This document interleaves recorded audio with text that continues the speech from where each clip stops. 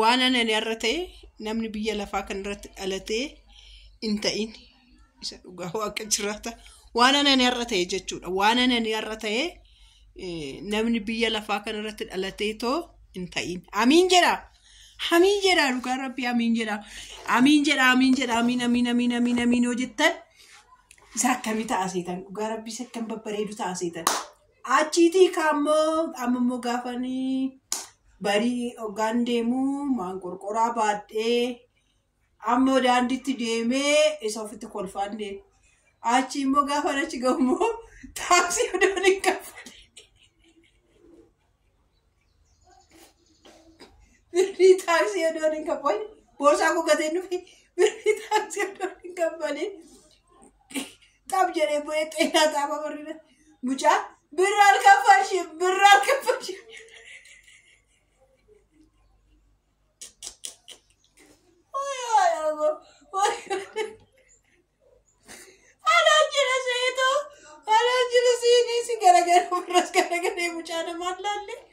mucaan amma danda'u nafaan birraal kaffalshii jedhaa deemaa ture an namoota baay'een nafaana bu'ee isaaniin jedha seetan gaafa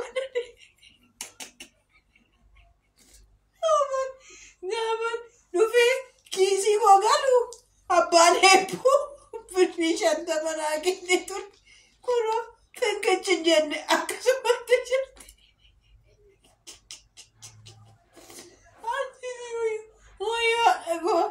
Waan darate namni biyya lafaa kanarratti haadha eebbaa isa deemaa jirta deebii lakkii deebii ajaartii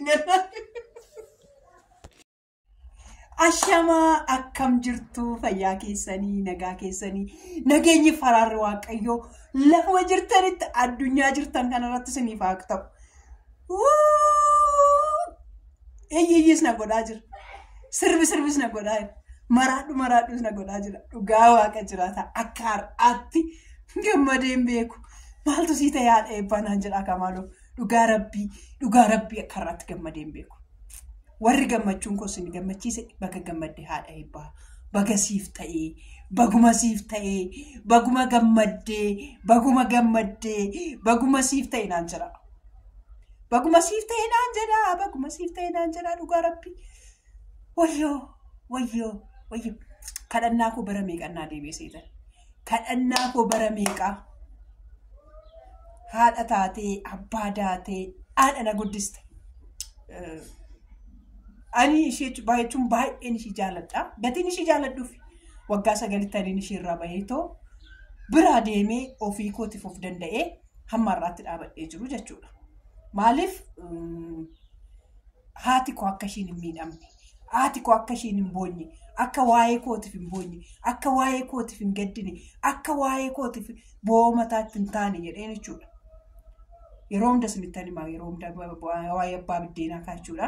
Abbaa biddeenaa koo akkasitti gaafa laaltan garraamii sa'a oolaa fakkaata. Garuu hamaan akka isaa biyya lafaarra hin jiru. Isa dhugaa rabbii isuma dhugaa koo isiniin jedha. Gurri kun nan dhaga'u isiniin jedheera nama la'e. Waaqayyo isaaf haadhisu araara isaatiin isaa jaalatu ani sana hin jaaladha. Isa akkasiirraa yaa waaqayyo itti araaramu sattis. Maaltu sii ta'e yoonaan jettarree? Haati koo gooftaa argatte. Gooftaa Yesuusin argattee siniin jedha. Naa gaashamsaaluu maaltu isinitti dhagahame maaloo obbo Amsaaluu maaltu isinitti dhagahame? Gammachuu guddaa. Dhugaa rabbii baay'een gammadee dhugaa baay'een gammade. Kanaaf jechuudha bara dheeraa bara baay'ee baratti kadhanne mana kanas gaafa dhuftu wangeela itti himnaa maalinnaa achumatti nagaa taa'aa nuuf jiraadhaa nuun jetti. Anaanis iddoon kaleessa galgalaa namni waasaappiidhaan na gaafatee ture. Abbaa eebbuu eessatti dhossitee abbaa eebbuu eessuma geessitee jedhanii ergaa naa kaa'anii turanii. Akkuma fayyoo ari'attee ati siinaan jedhan.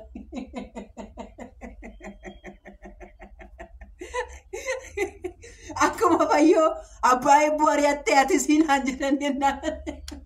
Kolfisa qabeenii waan interneetiin qabneef sagaleen deebifneef abbichaaf iyyuu amma mee interneetii barbaadeen naqee deebisaa fi abbaa eebbuun ari'anneen kunoo jira viidiyoon hojjetu reebuu kottu beela reeba min arriba.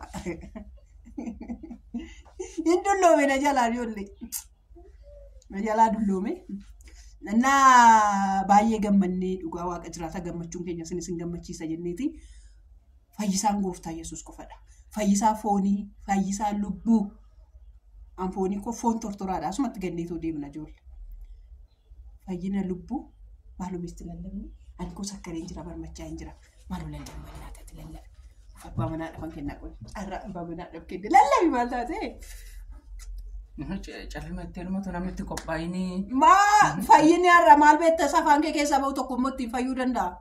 Maal inni akkas nama gammachiisu kuni inni haadha eebbaa akkas gammachiise kuni waaqni isaanii kun waaqa akkamitti dhaqneeti ilaalla jedhanii koo qammasanii karaa kee lubbuun tokko yoo afaan kee keessaan bahuun haamiin jettee lubbuun tokko sii fayyite itti qophaa'uu barbaachisaa sagalee hamma dhufee si fudhate yoo dhuma wangeela kana lallabdu ni xiqqaatu yoo butamte carraan qabdu ammuma ittiin qophoofneen hin jiru.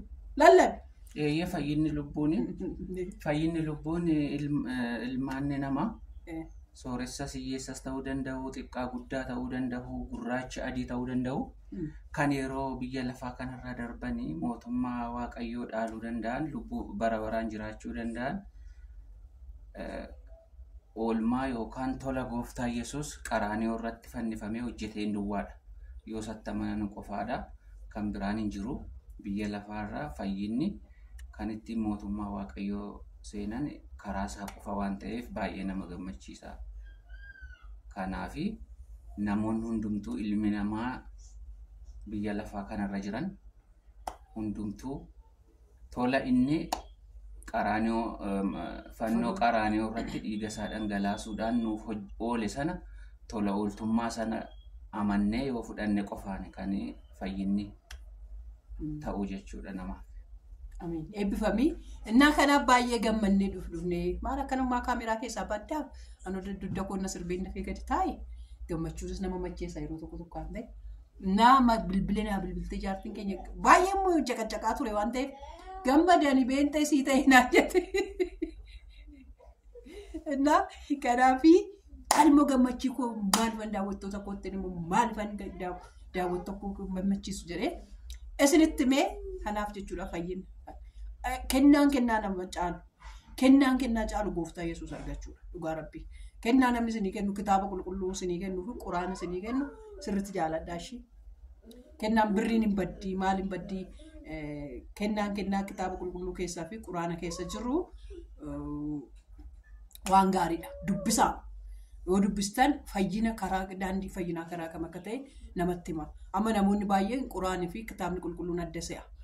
Inni sun arabiffaan waan barreeffamee fi yoo sirriitti keessatti isaan maayidhaa inni jettanii sirriitti dubbiftan isiniif isin galaa. Sirriitti dubbisaa kitaaba qulqulluus ol bukkee qabaate dubbisaa lachan keessanii jechuudha. Dubbisuun beekuun nama miidhu yoo dubbisatanii yoo baratan jechuudha. Kanaaf kitaaba qulqulluu lachansaayyuu ol bukkee qabaa dubbisaa isiniin jedhaa. Fayyina caalu kan hin jiru gammachuu kana caalu hin jiru. Ani maasila jechuudha. Amma baay'ee budeen deebi waaqayyo si eebbisu waan nu ajajamtee fi guddaa sagalatoo. Ani maa jechuudha amachuufan ture. Eenyunaan hin jettaniire. Eenyunaan jedhaa ka. Ani yaadattu miimoorii yaadadhaa ishii miimoorii yaadadhaa maal yaadanna seetan. Namni ta'e waan nutti dhaadataa bahe beektu. Maqaa isaanii hin dhoofnu boodan isinii deebi'a amma gammachuu koo kana keessatti xiqqoo isinii kakaasa malee boodan itti isinii deebi'a kana. Gammachuu koo keessatti yoon kaasee kuni gaarii miti garuu isa sanii walitti deebina. Viidiyoo kanaan booda eeggadhaa gudii. Ani miimooriin koo yaadata sirriitti eenyutti kakataa ture. Eenyutti bakka beeqattantuma jedhaa ture. Eenyudha. Amma kaalaal fuuldura sinii galeera warra sinii galeef. Kanaaf sinii deebi'een dhufaa. Ashii dubbiin akkasii lakkaa.